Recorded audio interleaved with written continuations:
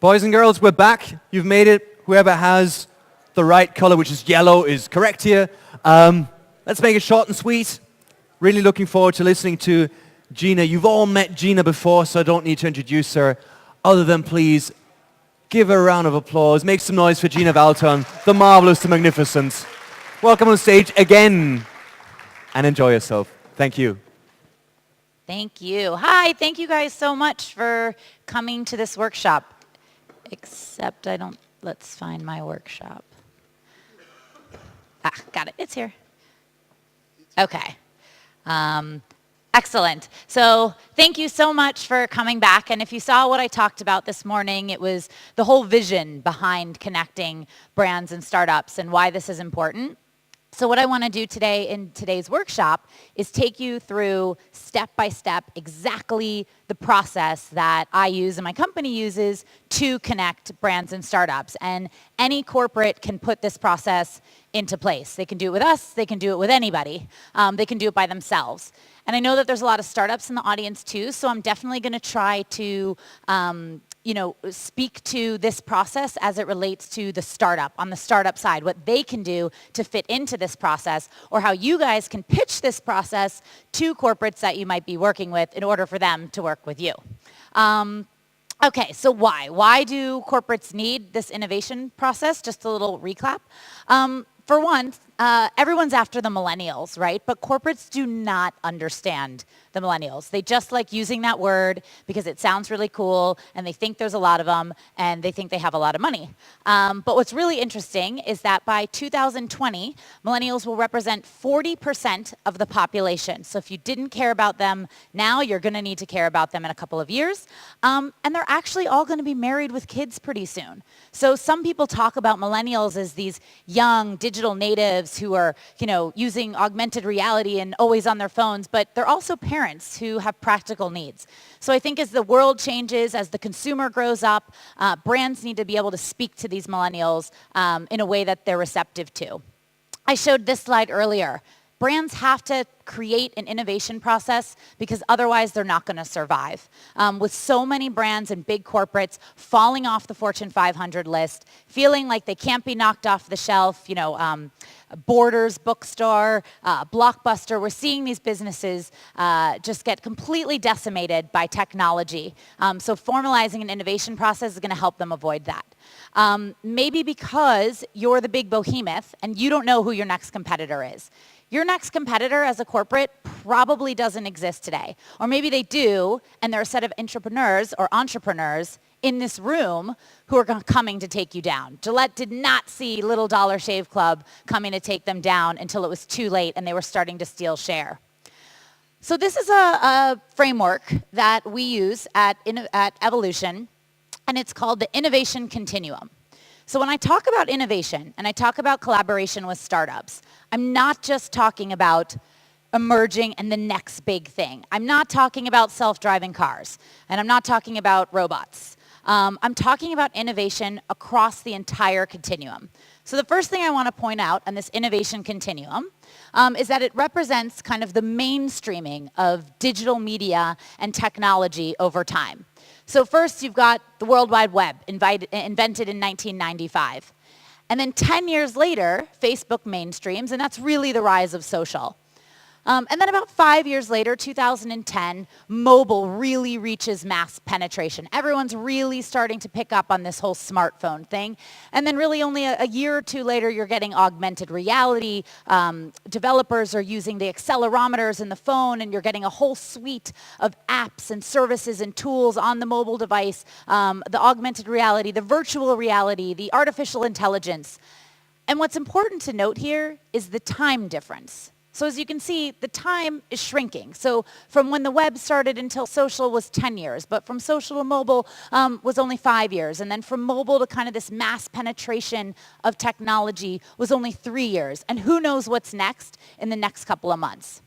And what these percentages represent is when I talk to corporates, I ask them, how do you feel about how you're doing in each one of these pillars? So digital, your basic website, your search marketing, your email marketing, right? The basics. If you were to rank yourself between 1 and 100%, where 100% represented the fact that you could not do any better. You couldn't spend another dollar. You couldn't execute something else. You're doing it all when it comes to your basic digital platforms.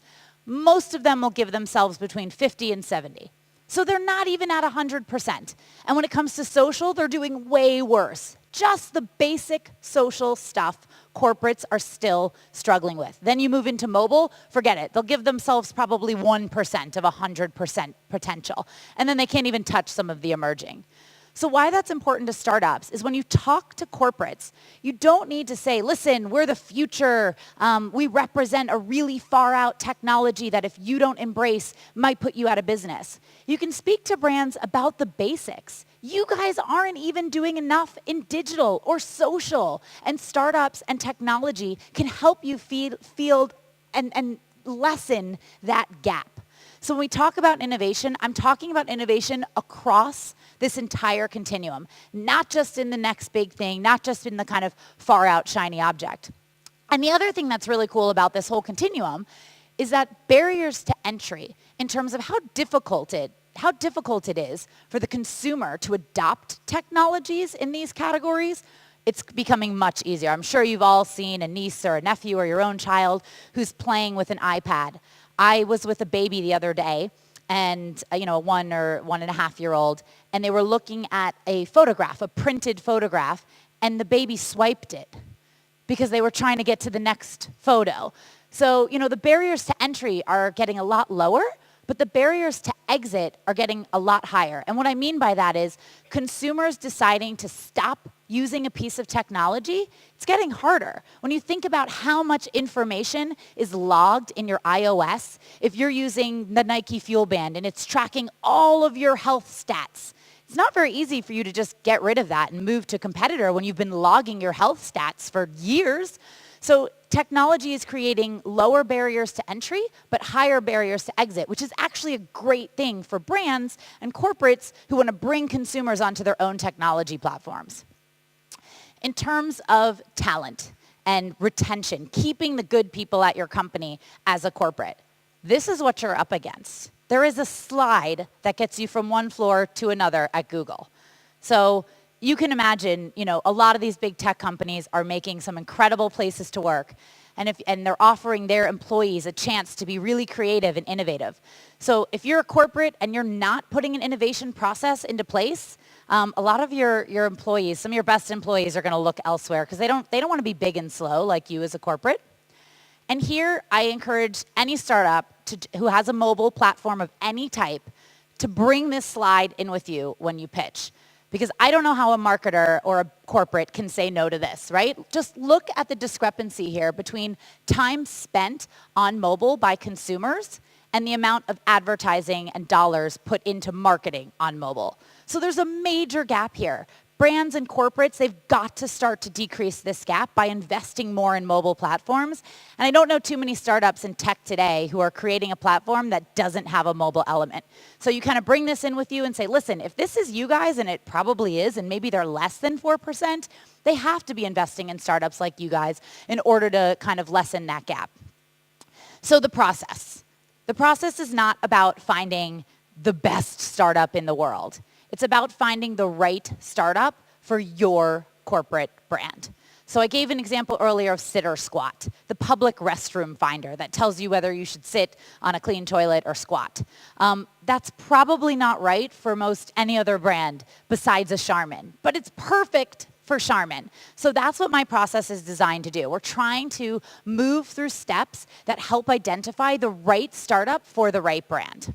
So this is what the process looks like, and I'm going to go through each step. The first kind of 3 steps are what's most important, moving through education to getting something, anything in market, and then ultimately hoping to find some kind of exit, whether that's acceleration, whether that's investing in the startup, or maybe buying the startup outright.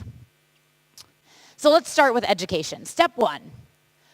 The good news is there's no shortage of startups. The bad news is there's no shortage of startups. So corporates have a really tough time. If they decide to just look in Slovenia, it's a little bit easier because there's a couple less startups.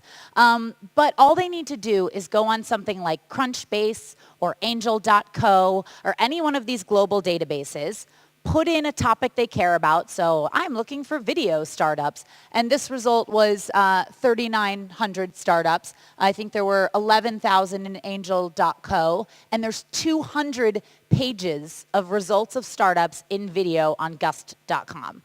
So it's very daunting, right? Where do brands begin? And actually, before I go on, this is a workshop. So if anyone has any questions, don't hesitate to just ask me right in the middle. Just yell or shoot up your hand. Definitely want to answer questions as I go and at the end. Okay, so lots of startups. So what we want to do for corporates is help them make almost a heat map, if you will. So, all right, there's a lot of startups on there, but what are the categories of startups that really make the most sense for my business? So if I can make one of these for each corporate, that's the first step. So how do I do that? Well, first, I define the whole landscape. So at Evolution, we came up with 20 tech sectors that we believe pretty much summarize the world of the startup. So all the way from ad tech, analytics, machine learning, commerce, entertainment, education tech. We've got kind of 20 sectors that we can pretty much fit any startup into one of these sectors. Happy to email these sectors to any of you guys if you want to take a look at them. And the goal is educate the brands and the corporates on these sectors. So they have some idea of what they're talking about. When they say we want to get involved with startups, they're talking about some kind of startup in one of these sectors. So then we give them a quiz. We say, all right, you've now learned what the 20 sectors are. Tell us you're only allowed to pick 3 of these sectors. Which do you believe has the most impact on your consumer, on your brand in terms of your marketing and what you guys stand for, and then your business, your category as a whole? What do you think's changing, the world of automotive the most? And they pick a couple sectors, and then we go through those sectors and we make them kind of decide on 1 or 2. So this is actually an example that I just did for some brands, actually from Nestle, and they decided on utility and retail. Those were the 2 sectors that any startups that were building in those 2 sectors were the most meaningful for their business. So then what does that mean, right? How does utility and retail translate to a cereal brand? Well, first, for Cheerios, utility was all about services and tools to better start your day. So Cheerios cares about reaching mom and shoppers in the morning because they're a breakfast cereal. So what are the platforms? What are the day planners? What are the remote controls that turn on your lights in the morning? What are the new alarm clocks? What is anything that has to do with planning your day? Transportation apps, anything you might use or explore in the morning. And there might be a transportation app out there who's never thought about partnering with Cheerios. What does a cereal brand have to do with my app that tells me where to find the best bus? Well, chances are somebody's using that app in the morning. And Cheerios might be a great partner for you who wants to sponsor an early morning ride. You never know. So we put kind of that together and we said, all right, productivity, services, and hardware. All of those can be different platforms that live within utility that makes the morning better. And then the other thing that Cheerios said they care about was retail. They're having trouble at shelf. How can we surprise and delight mom and shoppers when they're walking down the cereal aisle, which is totally packed with different cereals and bars and who knows what nowadays. In store, we want to get attention, capture more attention of mom. And then omni-commerce. So moms who stop shopping in store and are now buying via mobile, or maybe they're buying on an e-commerce site. What can we do better there? So these are the sectors that Cheerios cares about. Great, they're educated. They understand the landscape. They pick the sectors that mean most for them. Great, now it's time to go find startups in these sectors. So that's basically the second step, evaluation of the startups in the sectors the brands care about. So how do we do that? Well, first, we have a database. I definitely encourage anyone to come to our website, startupsforbrands.com, fill out a profile. It's kind of like Match.com, but for brands and startups. It asks a lot of really weird personal questions about your startup that tries to get to the heart of what brands care about, which is your target, your value proposition, your use case. Are you seasonal? Some brands care more about the summer than they do the winter. Maybe you've never thought about your platform as being seasonal, but a brand might. So we ask you those questions. We built this big database. We turn to this database, and we see if we've got any matches. The next step is we go out to incubators and accelerators, shared workspaces, universities. We've got a network of about 50 partners. Corporates are looking to build partnerships with accelerators and incubators and shared workspaces. If you're kind of just working out of your garage or your dorm room, that's awesome. But as soon as you have a little money, get yourself into a shared workspace. You never know what you're going to overhear, who you're going to meet, who might make a connection. A lot of brands we encourage to go work from shared workspaces for a day or two. And if there aren't that many in Slovenia yet, let me know and I'll come build one and become like a millionaire, because they're everywhere in the US and they're really exploding. So great place to work. So we turn to the partnership network, and we'll pick up the phone and say, hey, we're working with Chobani, who's actually a client of ours. They're looking to find platforms that target college students. Any of your members of your accelerator or incubator have something and want to work with Chobani, and they'll send the startup back to us. So we end up with this big list of startup candidates. And these are all the startups. These are actually all the startups I just evaluated for a program in Australia with Nestle. And we said, all right, these are all the startups who, for some reasons, what they do, the category they're in, they might make sense for what this brand is after. And what we do is we then align them to the sectors we know they really care about. So they cared about retail and utility. And they actually cared about loyalty. So we started to plot which startups very specifically meet that brand brief and fall within these different tech sectors. And you can see a lot drop off. And now we have a much shorter list of startups to consider. So the next step is kind of, all right, we've got a handful of startups. Most of these seem like they could make sense. How do you really pick the right one? How do brands evaluate a single startup in order to determine if they're right to work with or not? So we have a methodology. We teach it to our brands, and a lot of brands follow something similar. So these are great kind of points to keep in mind for how you might be evaluated if you're a startup by a brand. And if you're able to solve some of these and almost evaluate yourself and try to get a really high score, you have a better chance of partnering with a corporate. So it's P for product, brand for partnership. Then we layer in some really specifics from the brand brief, and we give an experience and a community score. And I'll take you through what each of those is. And I'll do it with an example. So this is actually a real startup that we are working with one of our pet care brands. This is called PetGnostics. PetGnostics makes an at-home dog urinalysis test. So what you do is it's a little cup, and you catch your dog's urine. It's your dog, so I guess it doesn't really matter that much if you get a little on you. You catch your dog's urine. The cup changes color. You hold up the app to the cup, and it immediately can diagnose your dog's health. So it'll automatically change the screen, and it'll tell you your dog's pH levels. It'll tell you if your puppy is dehydrated. Maybe he's got too much sugar in his diet. This is the exact test that you'd pay like $100 at the vet for. You can buy this at a store for $5. So this is a startup. It's about a team of 4 out in LA, PetGnostics. So let's evaluate PetGnostics. The first is product. These are the 5 different criteria within product that we evaluate startups on, and then a lot of VCs use these evaluation criteria as well. So first, the problem. What problem are they solving? Is there a problem? Well, yeah, it's really expensive. There's actually a big problem at the vet clinic. Did you know that when you take your dog to the vet, most of the time that you're waiting for the vet to finish with your dog, they're actually waiting for your dog to use the bathroom to do this test, because dogs get really nervous when they're at the vet and they don't like to use the restroom. So if you can actually do this ahead of time and send the results to your vet, your appointment is much shorter.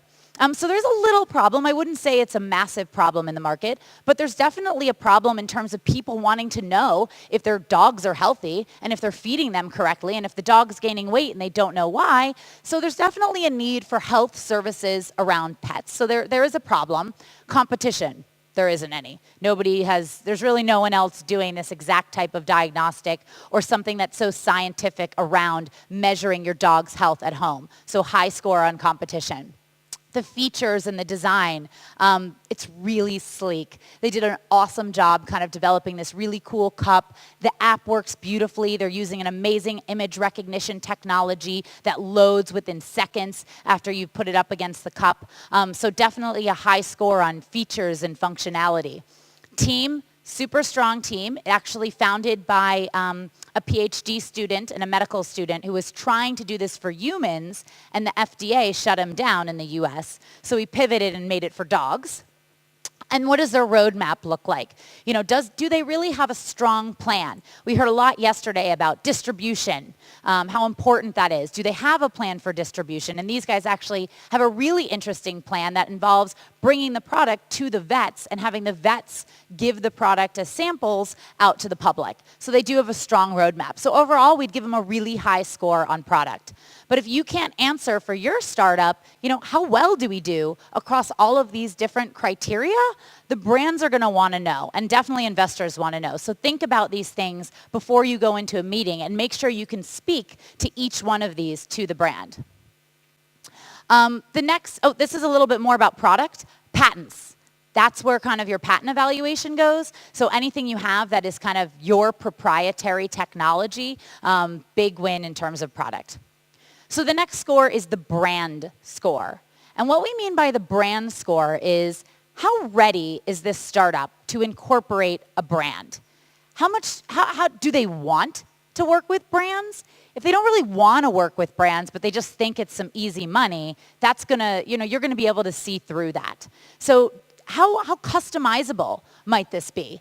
How reliant are they on brand revenue? So did they have plans to monetize against brands? If so, that's great, because you can start your partnership early. How custom are they willing to make their product for what the brand wants? So if a pet food brand comes along, like ION's, and says, you know what, we want to own the diagnostics page. If when you get your dog's results, it says something about your dog being dehydrated, we want an ION's to pop up, and we want it to talk about our food that's extra moist, that hydrates your dog. Are you willing to do that? If the startup's willing, and usually this is why early stage is so important, because your product isn't finished and you can customize. And if it makes sense, and if you think it's going to provide a still really good experience for your user, why not customize? So you get a really high score for customization. And then aspirations. So if you're sitting down with Sitter Squat and you're kind of asking them, what's your exit strategy? And the founder of Sitter Squat says, we're going to be the next Facebook. We're going to have a $500 million exit. Probably don't have a very realistic roadmap and kind of aspirations for the business. Might not be the best brand fit. But if they say, you know what, we want to find one pet food brand and make them our exclusive sponsor, and it could be you guys, high points for that. So definitely think about how you present your aspirations with regards to brands to a corporate, and they'll respond positively if you know what you want out of a corporate. And this was kind of an example of what that integration might look like. On the right is kind of, hey, you might need to factor in that your dog has diabetes, but hopefully he doesn't. So after you've given it a brand and a product score, we plot this on a matrix. And this matrix moves from pass, not the right startup for you, to track. Could be something there, but not today. Maybe they need some more time to develop the product. Into explore, hey, there's something there. You guys want to set up a second meeting. All the way to execute, which means get in with this startup before your competitor does. And we'll actually plot that startup on this ranking for our brand clients. And brands can do this too. We call this the PB score. Now, once they've got this PB score, we take the specific brief from a specific brand. So ION's or Purina came to us and said, you know what, this is everything we have going on for the brand right now. We're really looking for a startup that can support what we're already doing. So take our brief and help us see if this is the right startup for our brief. That's when we start to give an experience score. Experience means when this brand, this specific Purina or ION's or Eukanuba brand gets together with this specific startup, is there a 1 + 1 = 3? Are the two of you guys together better than each of you apart? And it was really interesting. If any of you guys listened to the panel earlier, Thibault said, you know what, if you're a competitor to a brand in the B2C market, maybe you shouldn't, partner with them. Maybe you should think about buying them. And that's a great point. So if you think you can do it one day better than the corporate, this experience score isn't going to apply. You want to go out on your own route. But if you think that the two of you together could make something special, look at what does this brand have? Does the brand have an awesome distribution channel you could tap into? Is the brand sitting on a ton of data or patents that maybe if you got your hand on, you could do something amazing with? And what are you sitting on that the brand could use? So here's IOMS. They've never come up with a diagnostic tool, but they talk about pet health all the time. So there's a really awesome they each have something that each other wants. So they're creating a lot of value. So high scores for there. Barriers to entry I talked about in the innovation continuum. How hard is it going to be for Purina or IOMS consumers to use this? So, if this is not a very technologically savvy consumer, if you're a brand and you're, focused on the elderly consumer, maybe they don't want to use something like this. But if it seems to make sense for your consumer and there's a low barrier to entry, high score. And does it help the brand do something better, cheaper, or faster? So if you can go into a brand and figure out how your startup helps them do something better than they've done before, produce a better result than them or their agencies could do it faster, just cut off some time in the production process, or maybe how long it takes for them to do something today, and obviously save them money, that's a win. And if you can present that, you're going to get a high score from the brand. So this is an example of how that might look for bringing the IOMS and the Pet Gnostic experience together, taking all of the information that IOMS already has on dog nutrition. They've already paid all of these experts a ton of money to write 1,000 articles on dog health. And they're just sitting on the IOMS website like a graveyard. Nobody's going to the IOMS website to read about their pet health. And here's Pet Gnostics with this awesome platform that needs more of this content. So together they get a really high experience score. And the last one is community. This is our proxy for scale. How big can this get? I think we've talked about scale a lot. Brands are obsessed with scale. And startups don't usually have a lot of scale. But what's the potential? How big could this get? How many people for that target audience could this reach? So not the whole world, but if it's maybe a baby, you're going after Pampers or Huggies, could we reach the 4 million new moms a year? That's all we're going after. Do we think we could reach all of those? Do we think we could reach the 10 million pet owners in the US with this app? Does it have potential to go viral? Are there inherent social elements within your application or your platform? So does it work better when somebody shares their results? Probably not. I don't think I really care about whether my friend's dog is at risk for diabetes. So this one might actually get a lower score in terms of how viral it might get. But other platforms certainly work better when they're shared. And that's a key point to bring up to brands, that they don't need to put a ton of money into marketing your platform if it's naturally viral. So that's a high score right there. How easy is it to scale? So is it going to take 6 months to build IOMS into this, or can you build it in a couple weeks? And then the impact. Do we really think that this might drive revenue? Maybe. What if IOMS does a rev share deal and they get $2 out of every $5 that the Pet Gnostics cup is sold? Here's an example of why Pet Gnostics scored really high. One, because they already had a bunch of retail partners in place. They started going out to boutique shops and getting small proof of concept. So this is only in the California market. But out of the 10 boutique pet stores that they went out to, 10 of them put them in the shop. And they were able to go back to IOMS and say, you know what? We know if you bring this to Petco or one of the big pet supermarket stores, they're going to buy this because we got 10 out of 10 in our little, right in LA. And that's something you guys can do here. Just show that a couple small retail boutiques were interested in you and you're going to be able to get the big guys. And then finally, they had really interesting channels. They were going to go through the vet. So maybe their app didn't have a viral or a social element, but they were going to tap into over 100,000 small veterinary clinics in the US with their product. So then we produce a PBEC score. And this is now a score that takes into account the specific brand brief. So maybe Pet Gnostics first scored in the Explore. Like they've got something good going on. Brands who care about pets, any brand, should probably pay attention to Pet Gnostics. But then when you look at what IOMS is trying to achieve, the assets that they have, and what it means around pet health for that brand, they get a PBEC score. And now it moves into execute. And now it becomes almost, integral for these two to partner. We actually produce scorecards.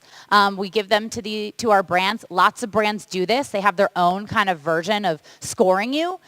Certainly can't hurt to score yourself. Make yourself a brand scorecard if you're a startup and walk in there with it and say, you know what, I've already analyzed myself as it relates to your business, who your consumer is, my opportunity for how I could scale in the market that you as a brand care about. Make this little scorecard and leave it as a takeaway for them. It's kind of hard to say no when you've already thought about all the questions they're going to ask you and you've answered them with flying colors.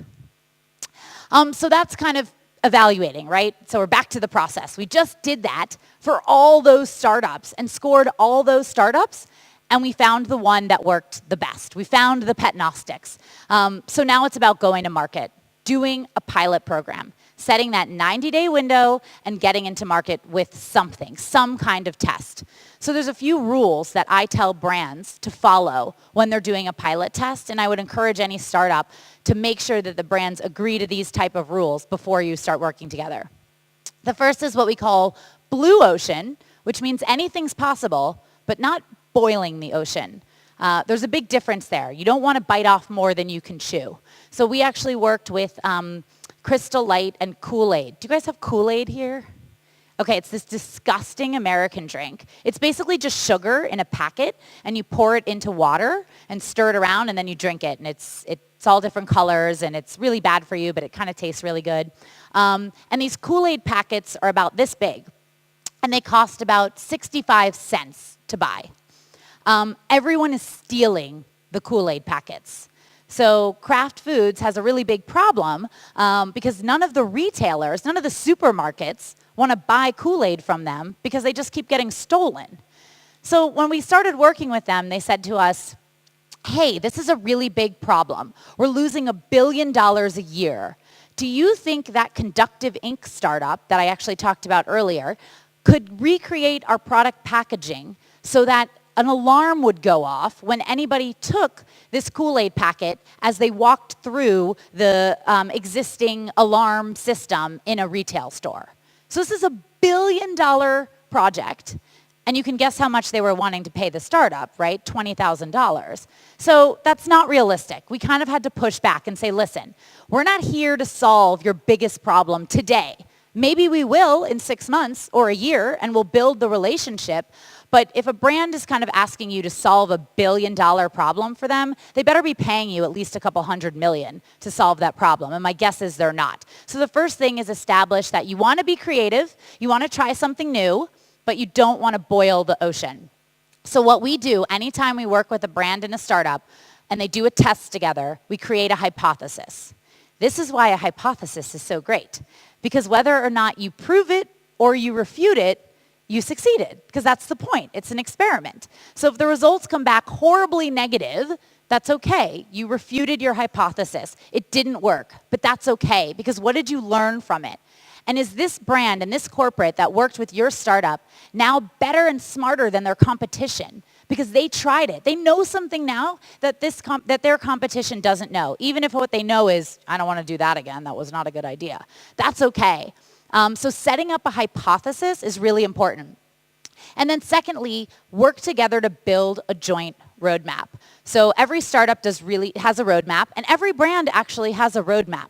So get together and almost put your roadmaps up on the wall with one on top of the other and see where you guys might align. So I did a project with a beer brand, Skol, and they were in Brazil, and this was for Anheuser-Busch. who makes Budweiser and a lot of big beers globally. And I was working with a startup that did a lot of location proximity-aware technology. And Anheuser-Busch said to this startup, we're trying to do something really cool in Brazil for one of our Brazilian beer brands. Can you translate into Portuguese? And the startup had on their roadmap that eventually they were planning on translating into multiple different languages in multiple markets, but they didn't have the money to ever just go ahead and make a Portuguese app until the brand said, well, we want Portuguese. And the startup said, well, we've always thought about Portuguese. So the brand funded the startup getting to that point in their roadmap faster. So if you can find two things that align on both your roadmaps, the brand can help you get there faster. The next thing is that speed matters. We keep talking about this, and everyone has said how slow brands are, and it'll take like 10 days for you even to get the next meeting, even though you might have wanted to launch in 10 days. That's the reality. But you want to set this kind of somewhat arbitrary timeline for them. So pick a timeline. I picked 90 days. You guys could pick 60. Maybe you need a little bit longer, 120 days. Probably wouldn't go much longer than that, but just give them a deadline. And I promise you, it'll be much more likely that they hit that deadline versus leaving it kind of unlimited and not having a point at which you threaten to walk away. And you don't have to, but you just threaten. And definitely evolve your own process. Know that the brands are going to work a little bit slower. So create key milestones. Create reasons to check in with them, to have meetings, and set up kind of these milestones where you've accomplished something, and then you can say, awesome, we're on to the next one. We've got 4 days. Let's make sure we get it done. Awesome, on to the next one. And then this is really big. Help the brands and the corporates realize that done is better than perfect. This is a pilot. Everything is not supposed to be perfect. If it was, it wouldn't be an experiment. It would be a campaign. So just explain kind of, what you're bringing to market is round one. And you're just doing it to learn and get a base level of feedback. And then you kind of iterate. You test, learn, and evolve in every pilot that you do. And just remember that it's okay if you guys change. So fab.com, do you guys know fab.com over here? Yeah, okay, a couple people. It's this really cool product website where you can find all this really trendy jewelry and t-shirts and stuff for your house. It's really big over the holidays. Everybody buys all their presents on fab.com. Fab.com started as a gay and lesbian, transsexual, bi-gender dating site. And they sort of started to learn and work with partners and realize that they had this very interesting cultural angle towards goods and retail items, and they made a pivot. So you never know where your own business is going to turn after you start working with brands, and be open to that. The next lesson that I make sure the corporates know when we're working together is to fail forward. So what I mean by that is, first, create a set of outputs and outcomes. We do this for every brand that we work with. So the outputs are the measures of success for your pilot in market. So if they're working with you and they want to drive a lot of traffic to their website, so they're going to use your platform, whatever it might be. They're going to put business cards inside your wallet, or they're going to use your mobile app to redirect traffic, or maybe they want to collect email addresses and build up their own database. Whatever it might be, that's your output. Those are metrics, right? That's a click-through rate. It's how many email addresses did we get? How much traffic did we drive, right? These are numbers. So set these up and say, this is what we're going to try to achieve numbers-wise. Those are your outputs. Your outcomes are cultural. So what did you learn? Did we get you to move faster? Had you ever done anything with beacons before? I just did this program with Chobani yogurt. And they built a yogurt bar, this little yogurt creation station where you can go up and you can make your own yogurt creation. And we put them in college campuses, and we installed beacons in all of them that connected to a loyalty pass on the mobile device for getting more yogurt. It didn't work that well. It took us a long time, and it took the brand so much time working with the food service providers where these yogurt bars were. On college campuses, that the school year ran out and there were no more students, so the program couldn't work because there was no one there to go to the yogurt bar. But in our final wrap-up report, when we came back and we said, so how did we do? We said, you know what, had you ever worked with beacons before? How much smarter are you? Do you know what a beacon is now? Absolutely. Do you know what it takes to install? Totally. Do you know how to change kind of the logistics around when you ping someone at different distances? And are you more familiar with how beacon technology might tie back into your own app? Totally. They know all that now. Trust me, no other yogurt brand knows as much as Chobani does now about beacons, even though their pilot and market didn't really work. So those are outcomes.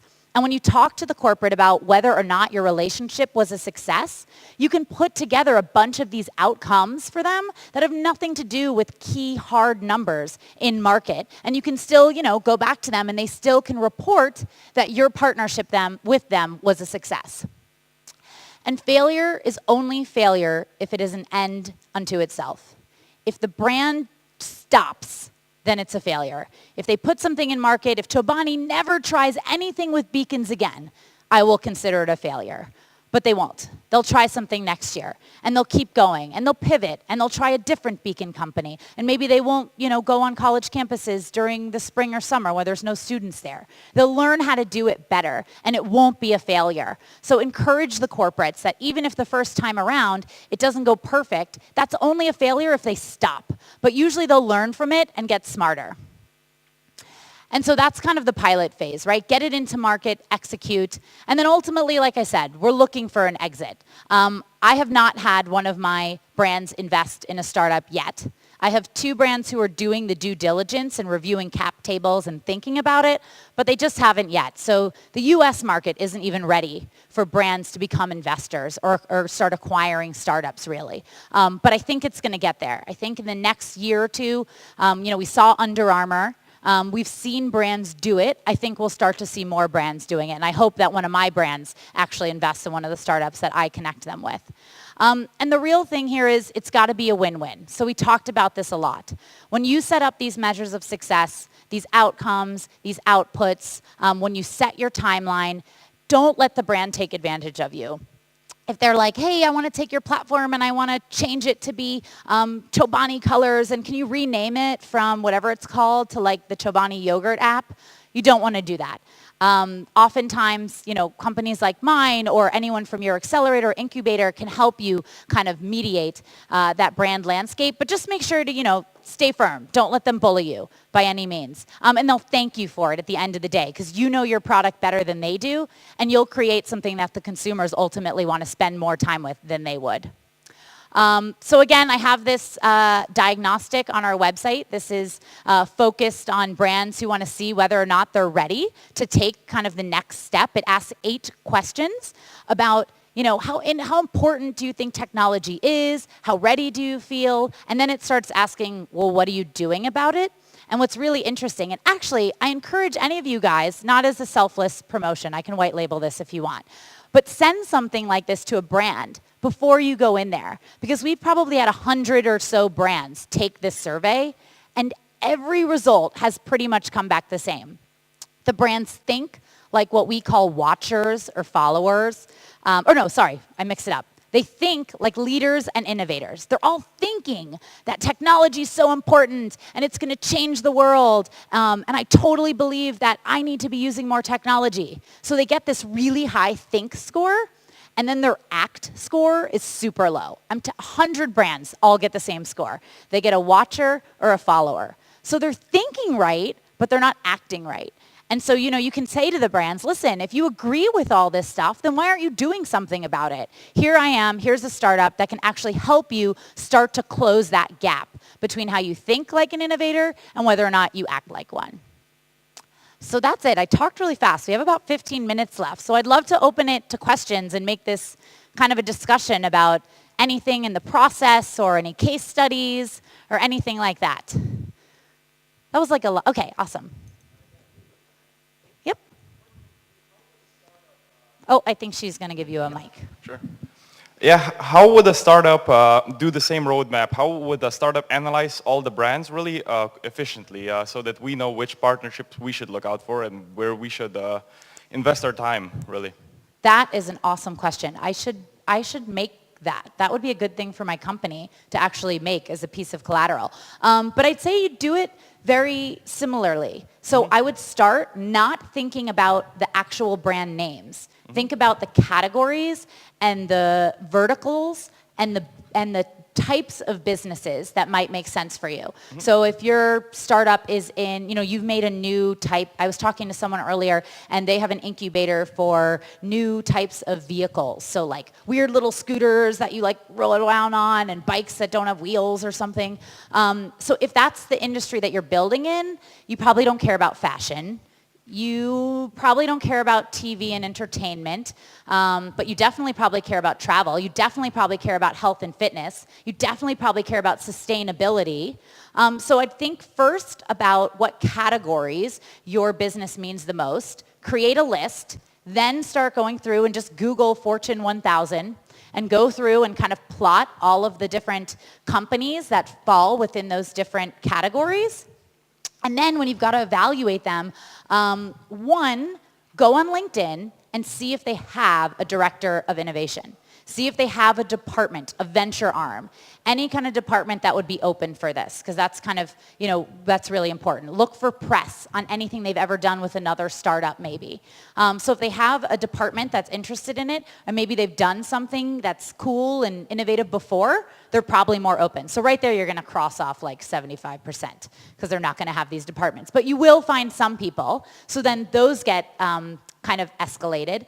And then I guess, it's probably from there you've got to talk to them. Because in our process, we talk to I have a conversation and an interview and a meeting with every one of those startups that I bring through PBEC. If you can't kind of get in the door, then definitely read their website. They publish all their website on their vision and their views. Look at their advertising, see what their messaging and their equity is. And I guess just start scoring them that way yourselves. Okay, thanks.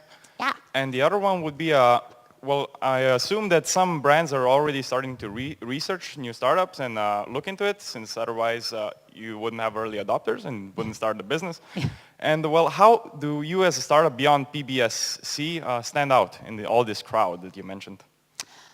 How do you stand out as a startup? I mean, definitely, I would say get out there, go to pitch events. Don't ever think that a pitch event is too small, because I go to pitch events in New York where there's like 10 people, and I've found startups that I brought to my brand at a really small kind of, Brooklyn developers breakfast pitch event. So there might be something really small, but you don't know who's going to be there. So definitely kind of grassroots, go to as many events as you can. And then the other one is thought leadership. So not enough startups publish thought leadership. I cannot tell you how important that is. If you are an expert, or you think you're an expert, or you're probably the only person who cares enough to be an expert in your area, write a blog post. Just start publishing. Write your POV on whatever category you're in and send it to 10 blogs and see if they'll publish it. And the more you start to create content that is not selling your product, so you're not talking about your product. Like when I go out and I speak or I write blog posts, I don't write about evolution. I just talk about why it's important. Rising tide floats all boats. So I think if you just talk about the category you're in, people will start to look to you as an expert, and it will naturally translate into your startup business. Mm-hmm. No one? All right.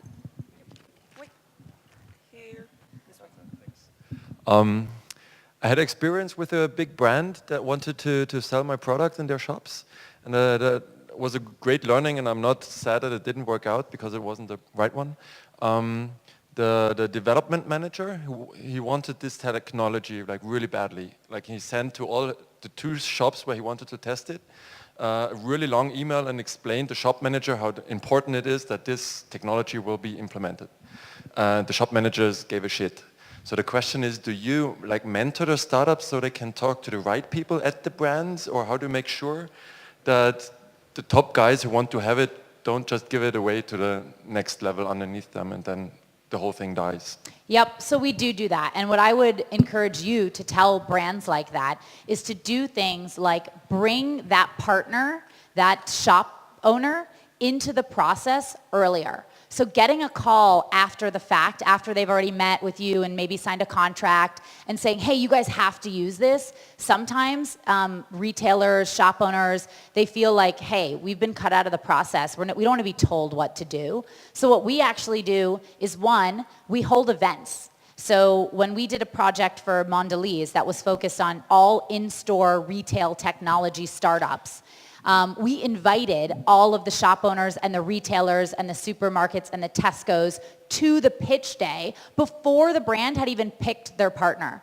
Or even if they've already decided to work with you, before you guys even really know what you're doing, get that shopkeeper, get that third party who's going to be important for distribution involved. And they'll get excited and feel really good about the process. Hold an event, hold a lunch and learn, and invite them to come where you just present what you're doing and let them ask you all sorts of questions instead of having the brand telling them, you guys need to do this. It's a natural reaction that they're just like, nope, don't want to do it.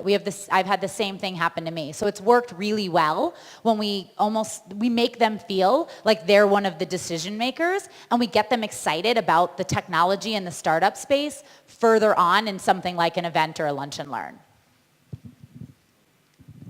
Evolution has in principle two customer categories, startups and brands.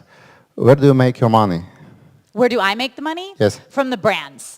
So when I started the company, I kind of had this philosophy that I would never charge a startup a penny.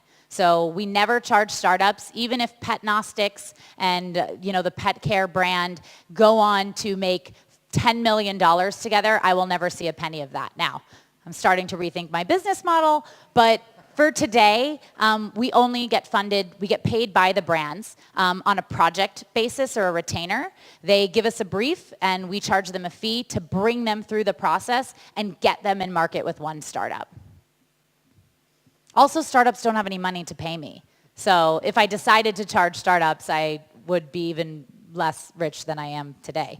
And we don't really want to take equity because we want to support startups more than that. Nothing else? That was a lot of stuff up there. All right, well, you get 8 minutes back in your day. Thank you guys so much. I'll be around if you have any questions. Oh, all right. At what stage are brands looking for startups? Like, we're a small, early stage startup, so brands are mostly looking for, I think, community or growth or profits. So at what stage do you work with them? So we encourage all our corporates to go after startups who have a working prototype that can be in market within 3 months or that is in market, but they're still willing to change and customize and adapt the program. So we don't really bring ideas on napkins or business plans. We will only bring a prototype, and we love prototypes. We love getting startups before they're in market because the brands love to be the ones to launch with a startup. And then sometimes, even if you're in market, you might just be in market because you need to test in market, but it's not your big launch. You're going to kind of relaunch in 6 months or something. That's the perfect point that we encourage brands to find startups. So monetarily, that's seed, maybe totally bootstrapped, maybe Series A, but usually even pre-Series A. That we think is the sweet spot.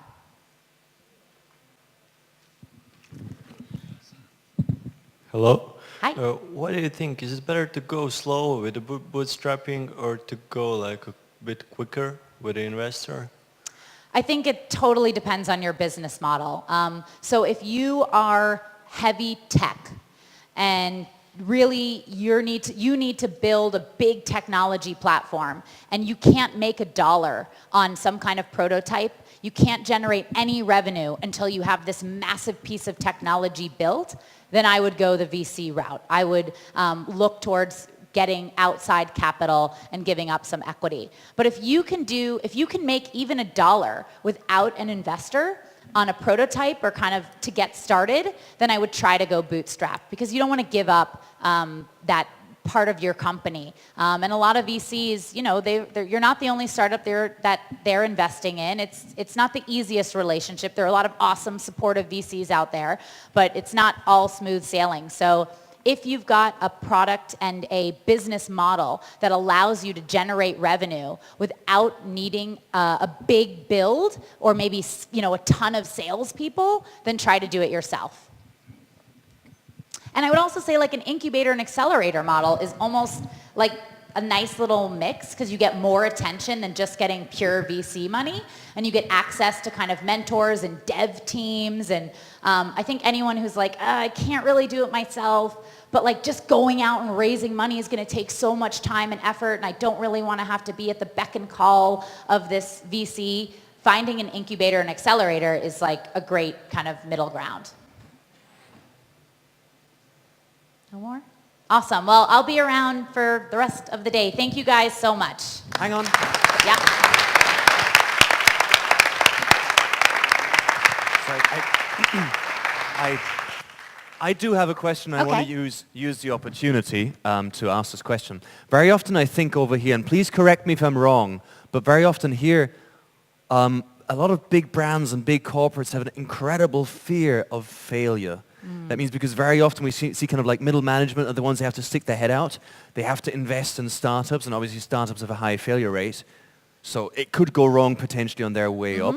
What do you tell them? How do you reassure them? So that's where those outcomes come in. So what I try to do is think from the very beginning how I'm going to make this marketer or this person who's sponsoring my project look good to senior management, even if this thing fails. So if you think about that ahead of time, you can create collateral, or you could build a case study that's about what did they learn, how fast did they move, what did they do that their competitors have never done. That might be, even if it didn't work, they're the first people who tried it. So I think if you start with that in mind and almost picture the case study that you're going to create even before you go to market and what that case study looks like if it fails, I think you'll be able to help them feel better about taking that risk, because no matter what, you're going to make them look good.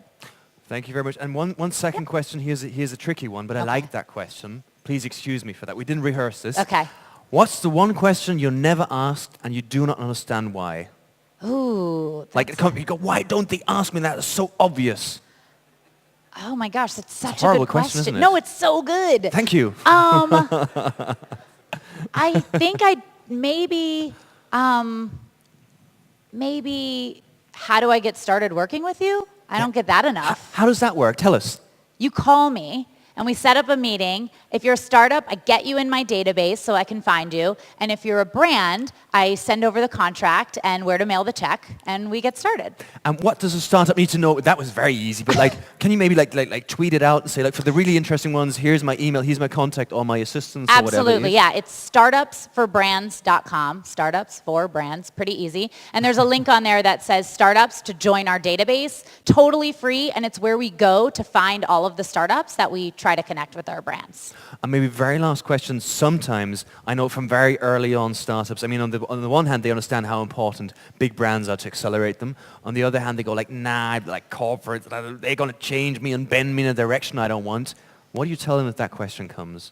I say you're probably right. Some of them will want to, but to stand firm. To not let the big, nasty, slow brand, come in and manipulate you. But I think the more we see companies like the Dollar Shave Clubs coming and making a difference, brands are starting to take entrepreneurs and startups a little bit more serious and not think they can bully them around.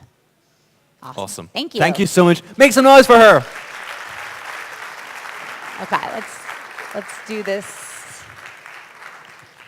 The cool thing about being a moderator is you get to meet so many incredible people and get to ask them questions, and actually that's fantastic. By the way, we're just about to get sorted. Don't forget how important it could be to just grab these people and talk to them. And the funny thing is, sometimes just going then saying, hi, I have a very stupid question, that might start a great conversation. No question is stupid, but it's a fantastic opportunity. Most of my jobs I actually got was by walking up to people and saying, hello, I'm Daniel, this is what I want to do. Usually I had the feeling I was making a complete idiot out of myself. But no, and actually how I got, in Austria I used to host a television series, which was like Dragon's Den in Austrian television. Who knows Shark's Tank or Dragon's Den? Raise your hand. Good. And I tried for months to approach this company. I did everything. And it did not work. No one was interested, no one could help. And eventually I saw the CEO of the company, and that was like the best pitch in the world was, hello, I'm Daniel, I'd like to host a show, what do I need to do? The thing is that was so obvious and inside I was absolutely shitting bricks, I was scared senseless. But do it, seriously, just walk up and say, hello. The worst thing that can happen is that you make yourself an idiot for around 2 minutes, but for the rest of your life, you know you've tried it. But imagine you're kind of standing there and calling like, thinking of the perfect question, thinking of the perfect question, thinking of the perfect question. Person goes by and go like, nah, fuck. So really, seriously, do it. Most people are really nice and they won't harm you, but this opportunity, this one-off opportunity, never, ever comes back. So just go there and ask.